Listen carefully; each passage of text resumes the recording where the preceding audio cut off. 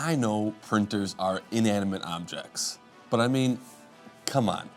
If you don't enjoy looking at this, can you even say you're into 3D printing?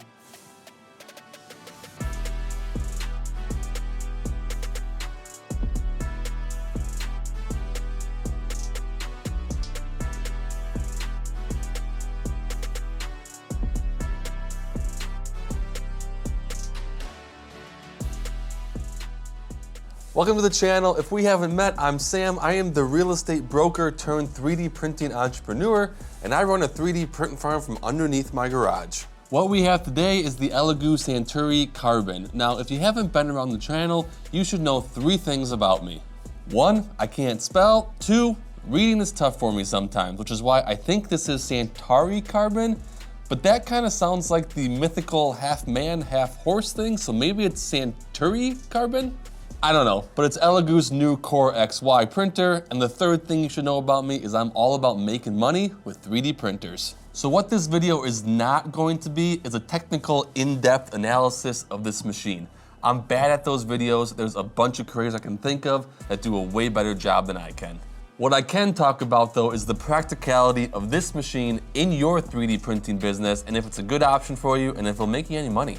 Quick disclaimer, Elegoo did send me this printer ahead of time, but all they asked for in return was my honest opinion while comparing this machine to the X1 Carbon. Centauri Carbon, X1 Carbon, can't say Elegoo's subtle. First up, we got the unboxing. I know, unboxing, yay! It seems like people either love the unboxing part or they don't. Really, I could go either way, but what is important is how long it takes to unbox it and get it up and running for you. Especially if you're gonna unbox 10 or 20 of these for a print farm setting, that time it's gonna take is important to know. Now, it's been a minute since I unboxed my X1 Carbon here, but from my memory, the Elegoo Carbon in comparison was a breeze. You see what I did there? I just dropped that word I can't say out of it. I'm not embarrassing myself twice in one video. As far as setup goes, it has the very familiar, 3-screw print bed removal thing that it seems like every Core XY machine has these days. So after you do that, you get the cardboard out of it and you get the screen put on, you're ready to turn it on.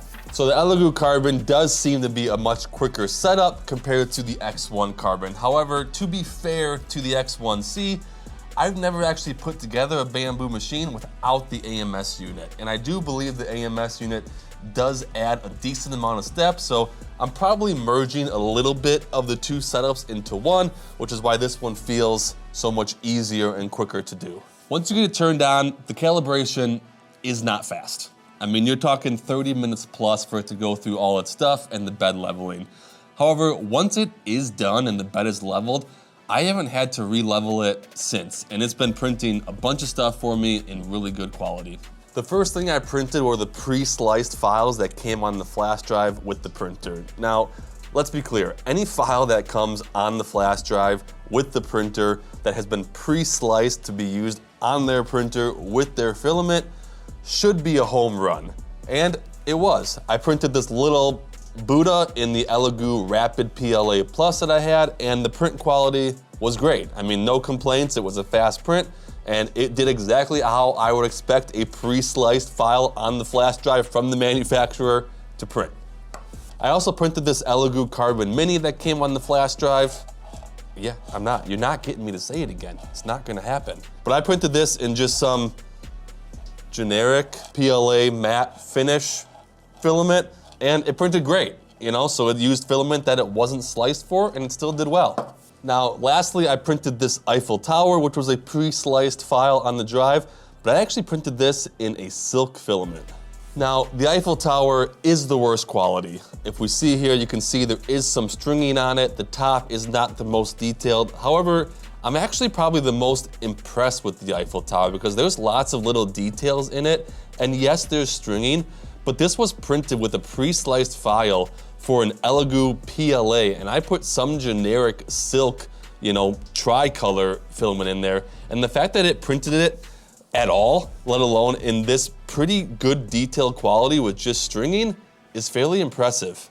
Which takes me to my first real side-by-side test between these 2 printers. So as someone that runs a 3D printing business, something that's very important to me is that my 3D printers can run different brands of filament without needing different sliced files. When you start getting up to 100, 150 listings for all the models you sell, file management is important. Having different files per brand of machine is one thing, but if you have to have multiple files for every model, for every filament you print on that machine, that's not acceptable. Any printer that I have needs to be able to print with any of the filaments I have with the same slicer settings. Meaning, if I slice a model for the Elegoo here with the Elegoo PLA, it needs to print the same whether I actually have Elegoo PLA on it, or I have Bamboo PLA on it, or I have Overhyped PLA on it.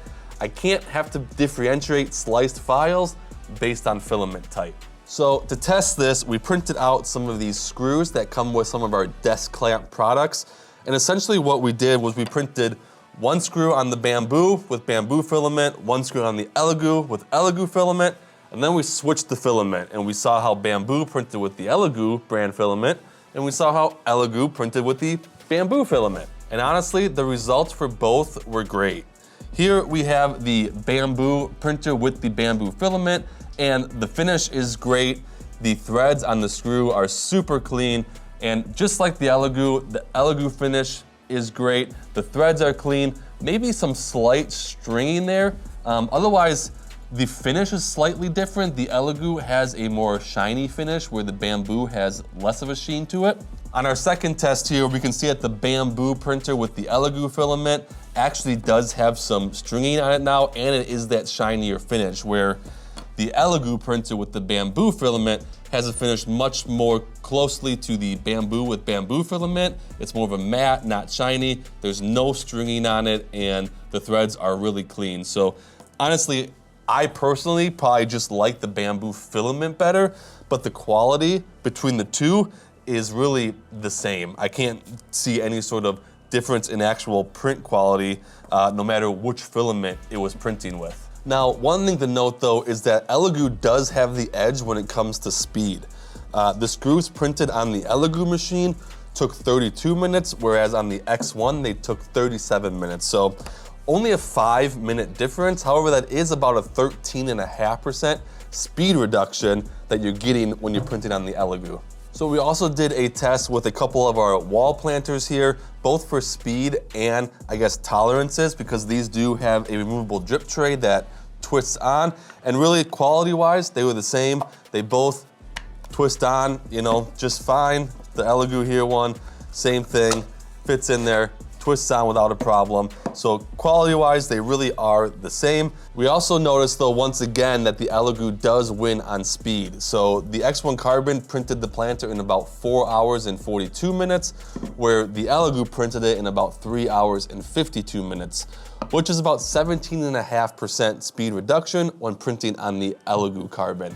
So what we're seeing is that actually the longer the print, the more benefit you get from the Elegoo. So that's all great, but it isn't all roses. Now, I appreciate the side spool mount from the Elegoo Carbon. However, I still find it annoying to load filament into the machine. So the loading process, you have to preheat the hot end, and then you have to thread the filament through the runout sensor here, through the Bowden tube to the hot end. It gives me real old school Ender 3 vibes, where I'm standing here waiting for the hot end to heat up so I can then finally feed the filament all the way to the hot end. And I didn't really notice how nice the AMS was for loading filament until I had to load and unload a bunch of filament when I was doing my tests with the Elegoo Carbon. All you have to do with the AMS is feed the filament a couple inches into the first gear here in the AMS, and then the printer does the rest. It pushes the filament through the Bowden tube, it heats up the hot end. When it's to temp, it purges it out, and you're good to go. All you had to do was push the filament in, and then you walked away. The Elegoo, unfortunately, you're standing here, you're waiting for it to get the temp, you're feeding it through. It doesn't always, go into the hot end easily, so you're doing the old school 45 angle cut on the filament, and like I said, it just feels kind of like outdated way of loading the filament. I know what you're saying, Sam, but yeah, it's a comparison between the printers, not the AMS unit. Yeah, I know, but the AMS has just kind of ruined some things for me, and filament loading is one of them. Now, the Elegoo Carbon does have a poop chute on the back, so stands to reason we could be seeing some sort of multi-material handling system like we have here with the AMS for the Elegoo Carbon, but I haven't seen anything about that announcement yet, but I hope it comes soon. In the meantime though, Elegoo, or any company that makes a Core XY machine that doesn't have a multi-material system, why not just add a little gearbox here? You already have the filament sensor run out. Put a little gear in there that communicates with the printer so that it knows that when the printer's to temp, it feeds the filament through till it reaches the hot end, where then the hot end grabs it and purges it. And now you have effectively the same thing over here, right here. All I have to do is load the filament a couple inches in, and I can walk away and the filament does the rest for me. Seems like it wouldn't be that hard. I did a bunch of test prints with a bunch of different filaments, and it has printed clean and fast the entire time. One thing I printed was this cool deck of card holders by 3D Print World, and to be honest, it printed great. I didn't do anything with the file other than slice it for Elegoo, and it got the tolerances right. I was able to thread the screws in without a problem. The hinges all move and opens and close just as I would expect it to. One thing I did notice though was switching from the green base to the white top, we can see that it didn't purge exactly right. We have some green bleed into the white top of the card holder here. Now, I know that that's just a settings thing in the slicer probably, where you could increase that purge amount, but like I said, I'm not a tinkerer on this channel, so like I want stuff just to work out of the box. So having to go in and, you know, make that update to the slicer is a little annoying. So is this printer a game changer or is it overhyped? Personally, if the price is what the collective masses think it's gonna be priced at, which is gonna be right around that 500, maybe even sub 500 mark, then yeah, I think for that price, it's a game changer. Now look, like I said in the beginning, this video isn't going to be a super technical overview of the printer where we're doing different temperature tests for this print and printing the same thing 8 times to see how the layers adhere to each other. Like, that's not my thing. But what I can say though is we did not touch on a lot of things about this printer. Like, we didn't talk about the touchscreen much. We didn't talk about remotely sending files to it, which it does well. We didn't talk about my print failures. And it's because I just didn't have any print failures, and all the other stuff, it just works how it's supposed to work. When I'm using my printers and I'm using them to run my business, which all of my printers are used for, and what this printer has been used for the last week or so, the things that stick out to you when you're doing that are the things that don't work, or the things that are annoying to deal with, which is why I touched on the filament loading. That was an annoyance to deal with. Is the filament swapping though any more annoying than any other printer that doesn't have an AMS? No. Is it less annoying than some of them? Yeah, absolutely, it's less annoying for sure. Outside of that, this printer just works. Now, I'm not a tinkerer. What I want in a printer is one that I can take out of the box, set on my shelf, and start making money with. And this printer does that. So it does everything you want it to do as well or better than the X1C, but is only $500-ish? Yeah, I mean, that's gonna be a game changer. Now, it does need an AMS or some multi-material system.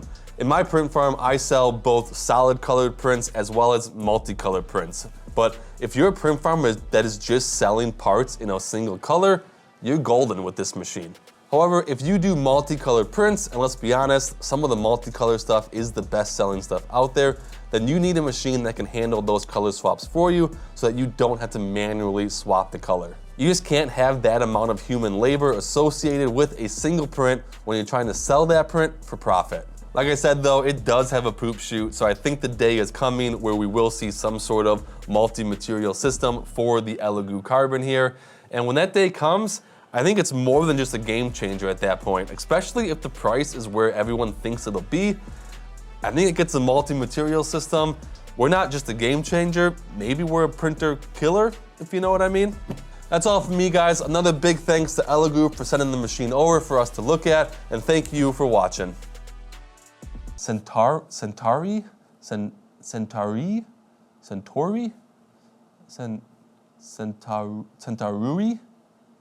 I don't know.